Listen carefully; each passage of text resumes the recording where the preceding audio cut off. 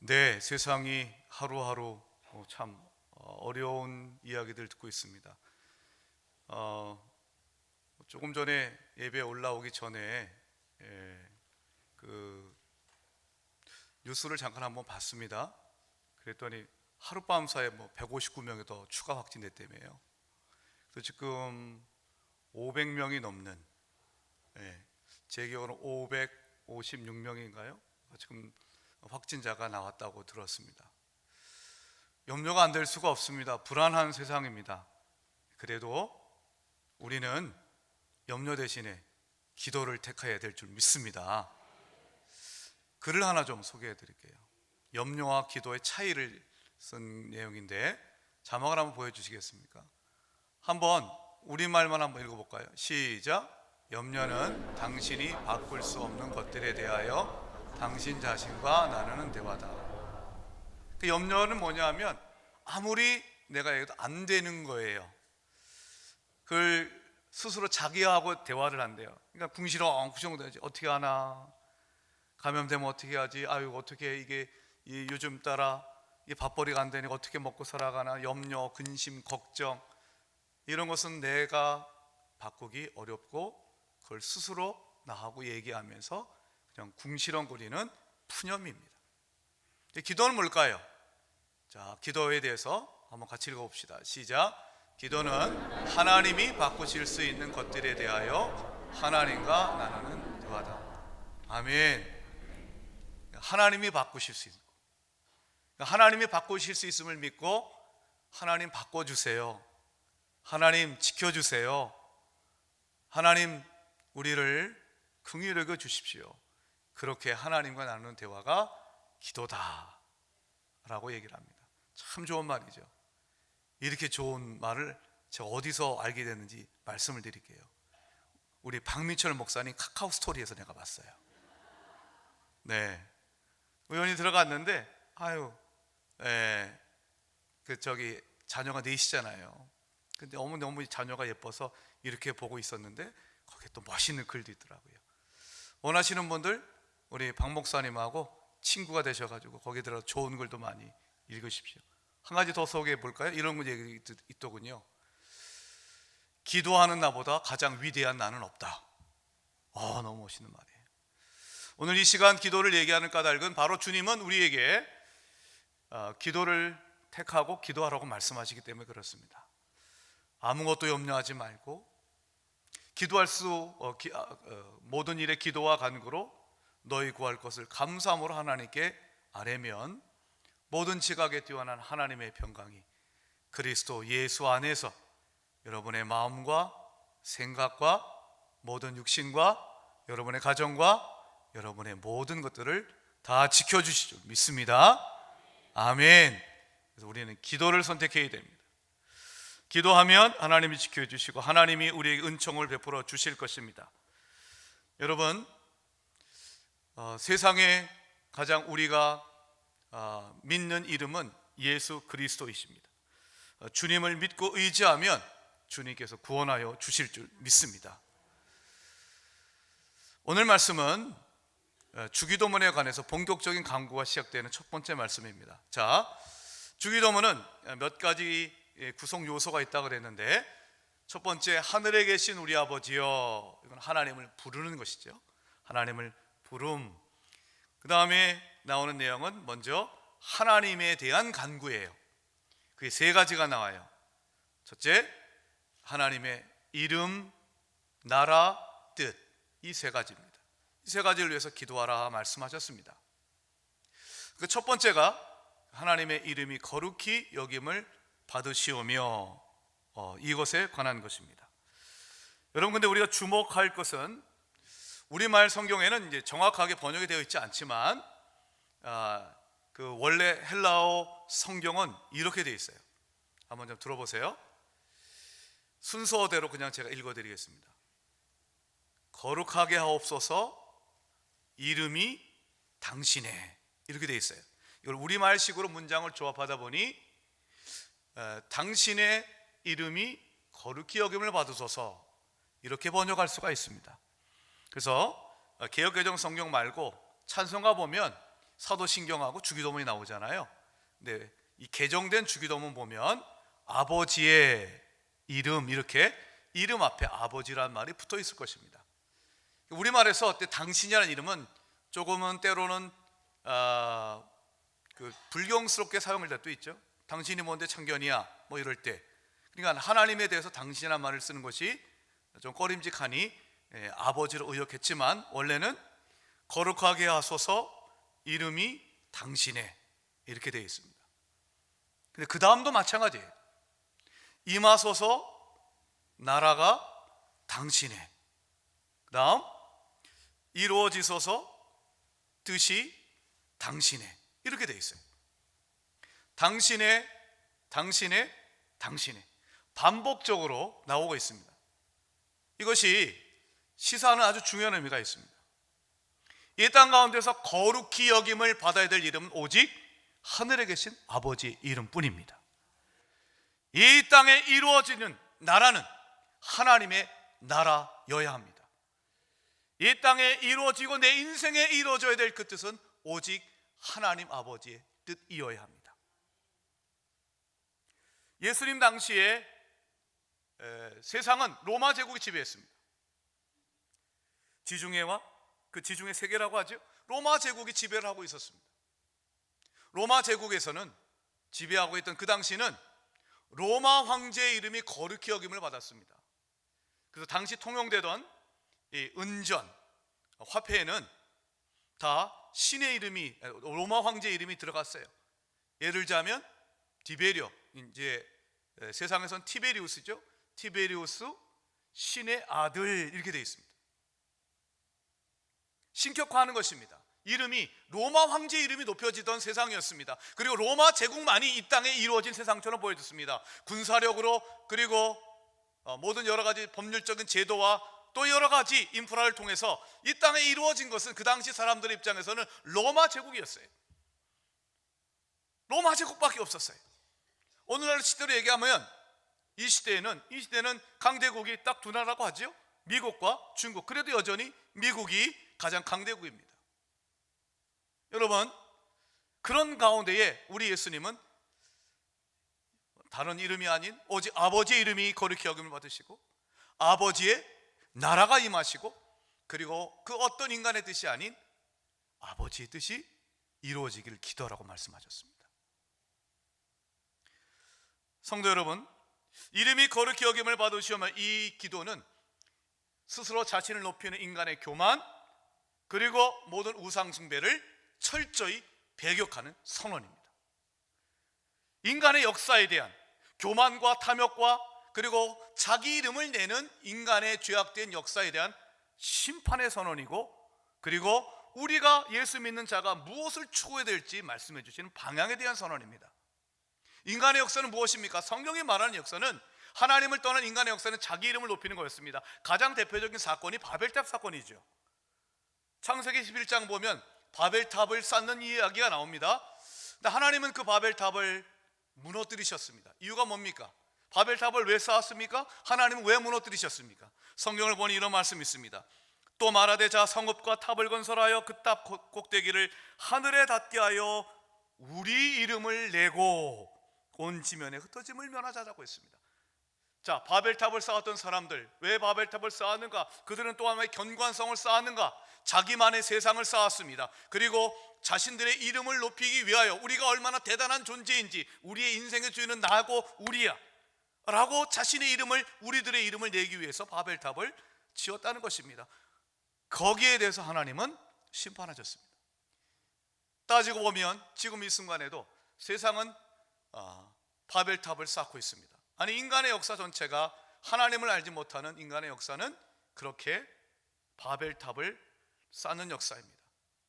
돈을 신뢰하는 자들, 또 인간의 문명에 대해서, 분명히 인간의 문명이 우리에게 주는 혜택이 있지만 그것에 대해서 과도한 신뢰를 통해 하나님을 알지 못하는 자들도 있습니다.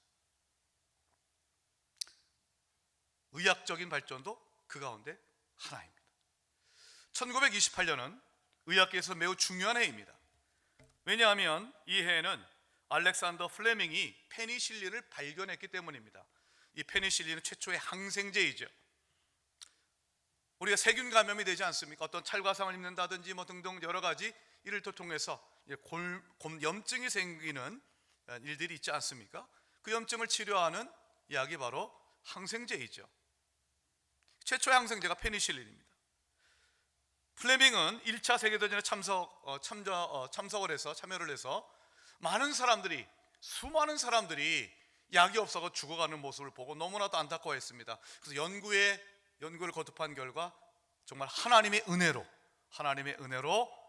그는 페니실린을 발견했습니다. 그리고 그 이후에 하워드 플로리, 에른스트 보리스 체인이라는 사람이 그 페니실린을 대량 생산하는 방법을 발견해서 결국 많은 사람들에게 혜택을 줄 수가 있었죠.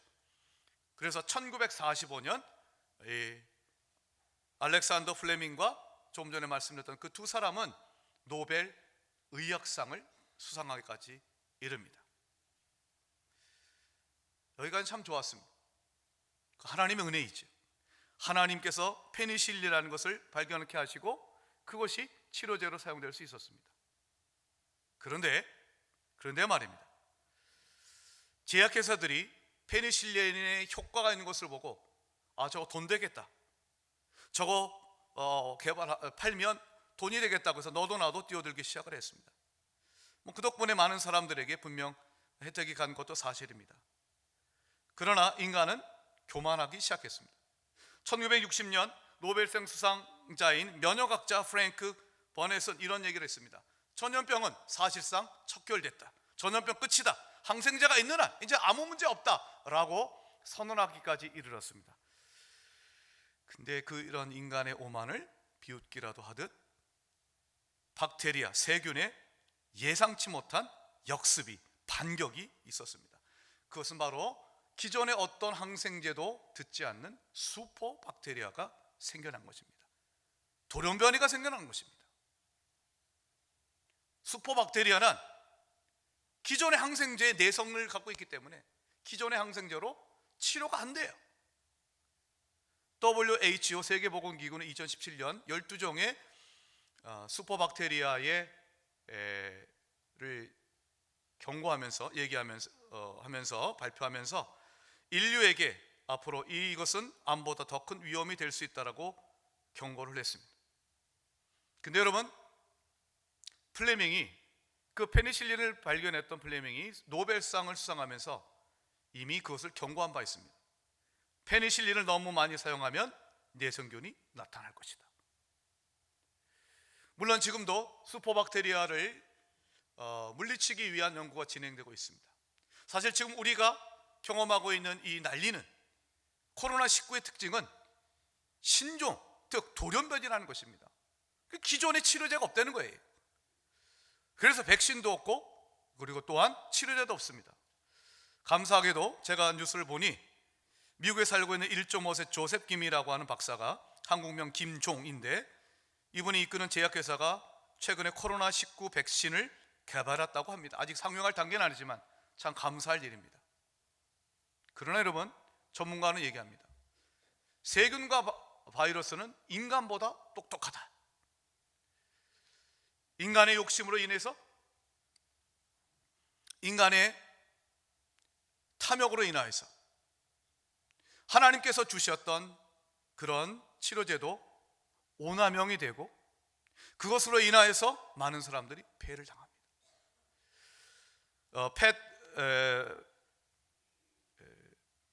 메카시라고 하는 분이 쓴 슈퍼버그라는 책이 있습니다. 이 슈퍼버그는 슈퍼박테리아의 또 다른 명칭이죠. 이분은 왜 슈퍼박테리아가 나타났는가에 대한 이유 가운데 하나는 중요한 이유를 제시합니다. 사실상 슈퍼박테리아는 1960년대 이전에는 존재하지 않았다고 합니다. 근데 1990년대 들면서 폭발적으로 증가했는데 그 원인의 중심에는 다름 아닌 상업적 농업의 확산이 자리 잡고 있다라고 지적을 하고 있습니다. 아주 쉽게 얘기하면 단적으로 이렇게 생각을 하시면 될 것 같습니다. 우리가 시골 집에 같은 데 가면 닭을 풀어놓고 키우고 그러지 않습니까? 밤에만 잠깐 닭장에 넣어놓고 닭을 풀어놓고 키웠는데 요즘에는 닭을 어떻게 키우느냐면은 공장 같은 데다 아예 수천 마리를 집어넣고 그야말로 계란을 생산하는 기계인 것처럼 사료를 먹이고, 그래서 이 달걀이 생산해내고 있습니다. 그런데 그렇게 공장 속에서 수천 마리를 키우다 보니까 항생제를 과다 투여하게 되고, 그래서 우리가 예전에 항생제 달걀이라는 게 있지 않았었습니까? 이러한 항생제 과다한 투여로 인해서 박테리아는 거기에 대하여 자기 변신을 꾀하는 것이 돌연변이고 수포박테리아라는 것입니다. 쉽게 말하면 왜 수포박테리아가 생기게 되었는가? 인간이 돈 욕심 때문에 항생제를 과다 투입하고, 그래서 결국은 돌연변이가 생기게 되었다라고 하는 것이 이분의 주장입니다. 하나님께서 주신 치료제도 인간의 탐욕 때문에 끊임없이 우리는 거기에 대한 또 다른 돌연변이를 맞이하고 있는 형국입니다. 물론 이에 대한 어떤 연구도 개발되어야 되겠고, 또한 당연히 코로나19에 대한 백신과 치료제가 개발되기를 우리는 기도해야 될 것입니다. 그런데 여러분, 인간이 이 땅에 있는 한 끊임없이 이러한 일들은 반복될 것입니다. 이 땅에서의 그 어떤 최종적이고 궁극적인 해결책은 있을 수가 없습니다. 그럼 방법은 뭘까요? 오직 예수 그리스도께로 돌아가는 것입니다. 우리는 작금의 현실을 맞이하면서 우리 장로님이 기도해 주신 것처럼 우리를 회개해야 돼요. 인간의 교만과 탐욕을 회개하고 주님께로 돌아가야 되는 것입니다. 그렇다고 해서 백신과 치료제의 개발에 대한 것을 등한시하고 기도만 하자는 것이 결코 아닙니다. 인간의 유한성과 이러한 우리가 질병을 당하는 이 모든 것 등에는 인간이 죄 아래에 있음을 깨닫고, 죄 아래에 있는 인간의 얼마나 곤고함과 비참함을 우리가 절실히 겸허하게 인정하면서 살 수 있는 길은 무엇인가? 여러분, 주님의 이름을 부르고 찾는 것인 줄 믿습니다. 주의 이름을 부르는 자마다 주님이 구원을 하여 주실 줄 믿습니다. 아들을 낳으리니 그 이름을 예수로 하라. 그 이름을 번역한 즉 자기 백성을 그들의 죄에서 구원하실 자이십니다. 우리에게 소망은 예수 그리스도입니다. 우리의 소망이 되는 이름은, 우리를 구원할 분은 예수 그리스도입니다. 우리는 이름이 거룩히 여김을 받으시오며라고 하는 이 기도를 드리면서 우리의 탐욕과 우리의 욕심으로 죄를 지었던 그 모든 것들을 다 회개해야 됩니다. 내 인생의 주인이 나인 것처럼 착각하고 교만하면 내 마음대로 하지 않습니까? 내 욕심대로 하고자 하지 않습니까? 그렇게 탐욕스럽게 살았던 우리의 인간의 모든 죄를 회개하며 십자가의 포혈로 우리의 모든 죄를 다 용서받고, 이제는 나의 이름이 아닌 하나님의 이름을 높이는 삶을 살아가야 될 줄 믿습니다. 저는 구원을 오늘 말씀에 따라 이렇게 정의할 수 있다라고 봅니다. 구원이란 뭔가 내 이름을 높이기 위해 살던 내가 예수의 이름을 믿고 구원받아 하나님의 이름을 높이는 삶을 사는 것. 자, 보십시오. 지금까지 무엇이 됐든 사람 근본적으로 나를 위해 살아가고 나 중심적인 삶을 살아갑니다. 그거를 내 이름을 위해 산다라고 표현할 수 있을 것입니다. 그런 모든 인생의 하나님께서 말씀하십니다. 모든 것이 헛되도라고 말씀하십니다. 그러나 예수의 이름을 믿기만 하면 우리는 구원받은 하나님의 자녀가 되어 내가 진정 내 인생 가운데 높이고 드러내야 될 이름은 나의 이름이 아니라 날 구원하신 하나님의 이름임을 깨닫게 될 것입니다. 그리고 그 이름을 위하여 우리의 삶을 하나님 앞에 드릴 때, 이름도 없이 빛도 없이 주님을 위하여 헌신할 때 주님은 우리를 기뻐하시고 축복하여 주실 줄 믿습니다. 이 귀한 은혜가 여러분 가운데 있길 예수 이름으로 축복합니다. 자, 그렇다면 우리가 좀 더 구체적으로 어떻게 하면 하나님의 이름을 거룩하게 할 것인가? 그것은 찬양입니다. 오늘 이렇게 여러분들 찬양하는 모습, 또 우리 찬양대가 찬양하는 모습을 듣고 오케스트라의 아름다운 찬양을 듣고 너무 기쁘고 감사합니다. 그러나 다음 주부터는 우리 찬양대가 찬양 순서를 갖지 못합니다. 독창이나 중창으로 대체할 것입니다. 어려움이 있기 때문입니다. 당회에서 결정을 했습니다. 이번 내일부터 시작해서 2월 24일부터 29일까지 토요일, 그리고 다음 주 월요일부터 또 토요일까지 2주간은 주중의 모든 예배와 집회, 모든 모임을 다 하지 않기로 결정을 했습니다. 새벽 기도회, 그리고 수요 오전 예배, 수요 저녁 예배, 그리고 금요 성령 집회, 이번 주 수요 예배 후에 열리기로 되어 있었던 공동위에 속해 3차 장로 선거 투표도 연기하기로 하였습니다. 예배도 좀 제한적으로 드릴 것 같습니다. 너무 마음이 아픕니다. 너무 마음이 힘듭니다. 여러분도 답답하시죠? 마음대로 찬양하고 싶어도 그렇지 못해요. 마스크를 써서 쓴 채로 찬양을 하긴 하지만 마음껏 소리 지르며 하나님을 찬양하고 싶고 손을 들고 부르짖어 내가 기도하고 싶어도 지금은 그러기에 곤란한 상황이 되었습니다. 여러분 우리가 일상이라고 하는 것이 얼마나 감사한지 다시 한번 깨닫게 됩니다. 아무런 일이 벌어지지 않고 그냥 일상적인 것이 얼마나 하나님의 은혜인지 알 수가 없습니다. 우리가 기도합시다. 첫 번째는 회개라면, 두 번째는 우리가 다시금 일상이 회복되도록 일상의 은혜에 대한 감사하면서 우리가 정말로 아무렇지도 않게 여겼던 이렇게 교회 나와서 예배드리고 마스크를 벗은 채 자유롭게 예배하고 찬양하고 기도하며 여러분 악수하고 이런 것이 얼마나 감사한 은혜인지 다시 한번 깨닫고 우리 하나님 앞에 감사와 찬송을 올리길 바랍니다. 물론 그러나 지금의 상황 가운데서도 우리는 찬양할 수 있습니다. 기도할 수 있습니다. 집에서 기도합시다. 집에서 우리는 하나님을 바라보며 예배할 수 있습니다. 주보를 이제 나중에 보시면 거기 1339 기도 캠페인이라는 게 있는데 1339 어디서 많이 들어본 숫자이시죠? 어디서 들어본 것 같아요? 질병관리본부 대표 전화입니다. 그런데 우리 부목사님들이 아이디어를 냈어요. 1339 가지고 우리 기도 운동을 하자. 1 하루에 3 3번 3 세 가지 제목 가지고 9 간구하자. 우리 목사님들이 참 머리가 좋으세요. 네, 1339. 그래서 하루에 잠깐씩이라도 한 3차례씩 하나님 앞에 세 가지를 기도하는데 무엇보다도 하나님 일상의 은혜에 감사하고 날 구원해 주심을 감사하고 내가 주의 이름을 알고 부를 수 있게 함을 감사하고 그러나 우리가 얼마나 교만하고 얼마나 내가 나의 이름을 위해서 살았는지를 회개하고 또 이 나라를 대신하여 회개하고 전 세계를 위해서 대신하여 회개하면서 주여 십자가의 포효를 모든 사람이 알게 하시고 다 주 앞에 돌아가게 하여 주옵소서.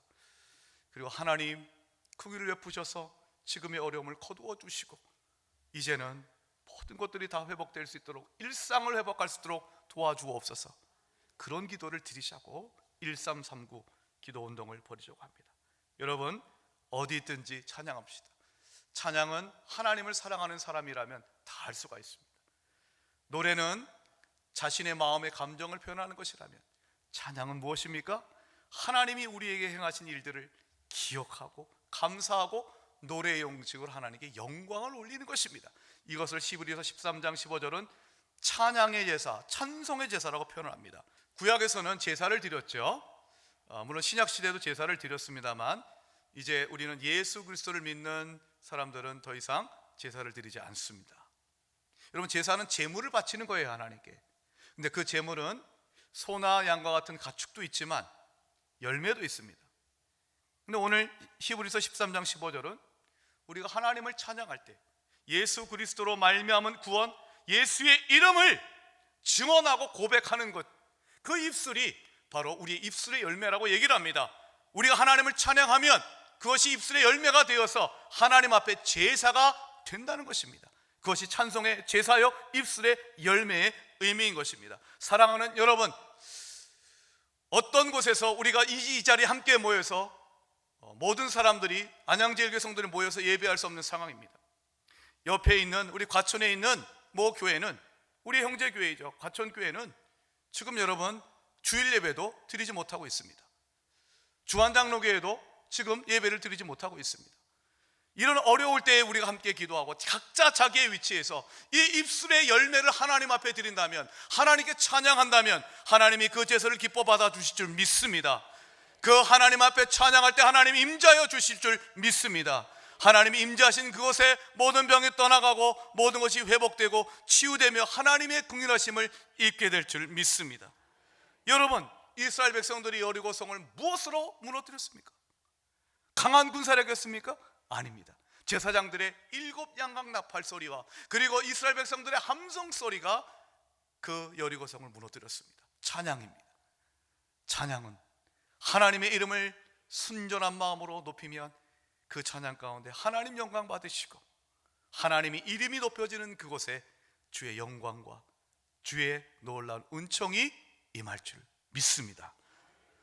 또한 우리가 하나님의 이름을 거룩해야 하는 방법은 무엇일까요? 히브리서 13장 16절에 이렇게 얘기를 합니다. 우리 한번 같이 읽어보도록 합시다. 시작. 오직 선을 행함과 서로 나누어 주기를 잊지 말라. 하나님은 이 같은 제사를 기뻐하시느니라. 자, 여기서 제사가 나옵니다. 어떤 제사를 기뻐하신다고 말씀하십니까? 선을 행한대요. 나누어 준대요. 다른 사람에게 유익을 끼치는 선을 행해야 된대요. 그게 바로 하나님이 기뻐하시는 제사예요. 다시 말하면 히브리서 13장 16절의 말씀에 따르면 다른 사람을 배려하고 선을 행하고 구제하는 그 일은 하나님이 기뻐하시는 제사이기에 그것이 하나님의 이름을 거룩히 높여드리는 일이라는 것입니다. 그런데 요 며칠 사이 예수를 믿는다는 사람들이 하나님의 이름을 높이는커녕 더럽히는 일을 하고 있습니다. 여러분 잘 아시겠지만 대구 신천지 교회의 교인들이 결국은 이 집단 감염의 발생지가 되었습니다. 근데 여러분, 지금 질병관리본부에서 그 예배를 드렸던 사람들을 연락을 하는데 700명이 연락이 안 된답니다. 왜 연락이 안 됩니까? 여러분, 그 자리에 있었던, 내가 거기 자리에 있었다라고 하면 자발적으로 연락을 해서 내가 그 자리에 있었습니다, 검사 받겠습니다 라고 해야 되는 거 아닙니까? 남을 배려하지 않습니다. 이런 건 몰상식합니다. 왜 그렇게 됐을까요? 잘못된 교리에 빠졌기 때문입니다. 여러분, 미혹의 영에 빠졌기 때문에 그런 것입니다. 정말 상식이 있는 사람이라면 내가 그 자리에 있었는데 날 좀 검사해 주십시오 라고 말해야죠. 어떻게 연락이 두절됩니까? 뿐만 아니라 신천지 교주 이만희는 신천지 신도에게 보낸 문자 메시지에서 근본 코로나 사건은 신천지가 급성장하자 마귀가 이를 저지하라고 일으킨 사건이라는 궤변을 눌렀습니다. 여러분, 세상 사람들은 신천지가 뭐 이단이다 뭐 이런 것엔 별로 관심 없어요. 신천지 대구 교회예요, 교회. 그래서 도매금으로 우리가 이렇게 교회에 다니는 사람들이 욕을 먹는 것입니다. 하나님의 이름이 높임을 받기는커녕 지금 하나님의 이름에 먹칠을 하는 셈이 되었습니다. 뿐만 아니죠. 어제 광화문 집회가 있었다고 합니다. 개신교의 한 보수단체가 정부의 만류에도 불구하고 서울시의 금지 집회 선언에도 불구하고 집회를 강행했다고 들었습니다. 왜 갑니까, 여러분? 당신의 정치적인 이 의사를 표현하는 것도 때를 가려서 해야지. 그러니까 지금 교회가 욕을 먹는 거 아니겠습니까? 우리 안양제일교회 성도님들은 때를 분별하시기 바랍니다. 가시면 안 됩니다. 교회도 여러분, 정부에 협조하기 위해서, 최대한 협조하기 위해서 주종 집회를 여러분 중단하는 이 중대한 조치를 취했습니다. 그러나 여러분, 이것은 예배를 소홀히 함이 아니라 교회를 지키고 또 나라에 협조하기 위함입니다. 이 사태가 빨리 조속히 회복되기 위한 것입니다. 사랑하는 여러분, 주님의 이름을 높이는 것은 우리 한 사람 한 사람이 히브리서 13장 16절의 말씀처럼 선을 행하고 서로 나누어 주는 이 일, 하나님이 기뻐하신 데서 쉽게 말하면 이웃을 사랑하는 것입니다. 이웃을 배려하고 이웃을 사랑함이 없이 하나님은 절대로 그 이름이 거룩히 여김을 받을 수가 없습니다. 우리 한 사람 한 사람이 이럴수록 겸손히 그리고 다른 사람을 배려하고 또 이 나라를 위해서 함께 기도할 때에, 이 어려울 때에 더욱더 빛나는 교회가 되어야 세상 사람들이 하나님을 믿게 되지 않겠습니까? 사랑하는 여러분, 기도할 뿐만 아니라 우리의 삶 하나하나가 하나님에게 욕을 돌아가는 것이 아니라 정말 하나님 영광 받을 수 있도록 신중히 처신하시길 주의 이름으로 축복합니다. 설교를 마치면서 한 분의 이야기를 좀 드리겠습니다. 이분은 정말 하나님의 이름을 높이는 섬김의 삶이었습니다. 혹시 여러분 6일 약국이라고 들어보셨습니까? 이런 표정이, 그 많은 약국 이름을 내가 어떻게 다 알아? 그런 표정이신데요, 6일 약국 갑시다 라는 책이 있어요. 이 6일 약국의 주인공은 크리스찬 약사인 김성호라는 분입니다. 마산 그리고 창원에서 택시를 타고 6일 약국 갑시다 라고 할 때 6일 약국이 어디예요? 라고 묻는 택시기사는 다 간첩이랍니다. 그만큼 잘 알려져 있어요.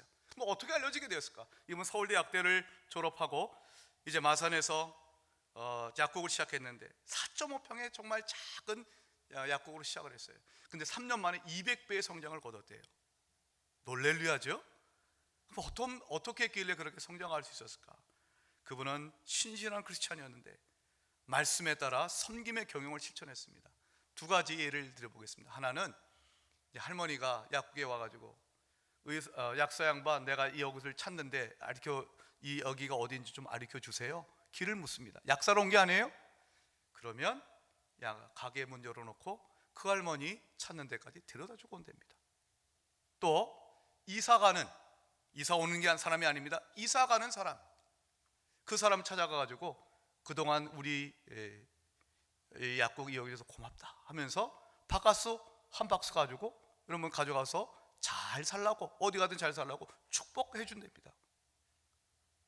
여러분, 우리 동네, 내가 사는 동네에 이사 오면 앞으로 우리 약국 이용해 주세요, 일종 홍보 전략 차원에서 할 수는 있죠. 근데 떠나가는 사람에게 여러분 축복하면서 바카스 한 박스 가져다는 약사 보셨습니까? 이러한 단적인 예이지만 이런 일들 통하여서 사람들을 섬기고 예수 그리스도의 섬김의 정신으로 그 약국을 경영하니 입소문이 타서 6일 약국 하면 마산과 창원에서 모르는 사람이 없답니다. 그래서 하나님은 그를 또 높이셔서 현재 메가스터디라고 하는 유명한 입시관계 기업이죠. 거기 엠베스트 대표로 재직하고 있다고 들었습니다. 여러분, 하나님의 이름을 높이면 하나님이 우리의 이름을 높여 주실 줄 믿습니다. 시편 91편 14절 자막을 통해서 함께 읽어봅시다. 시편 91편 14절 시작. 하나님이 이르시되 그가 나를 사랑한즉 내가 그를 건지리라. 그가 내 이름을 한즉 내가 그를 높이리라. 여러분, 하나님 사랑하십니까? 하나님 여러분을 건지신 줄 믿습니다. 우리를 구원하셨고 우리를 지키실 줄 믿습니다. 여러분, 예수의 이름을 아시고 예수의 이름을 부르십니까? 예수 이름을 아는 여러분들을 주님께서 여러분의 이름을 높여 주실 줄 믿습니다.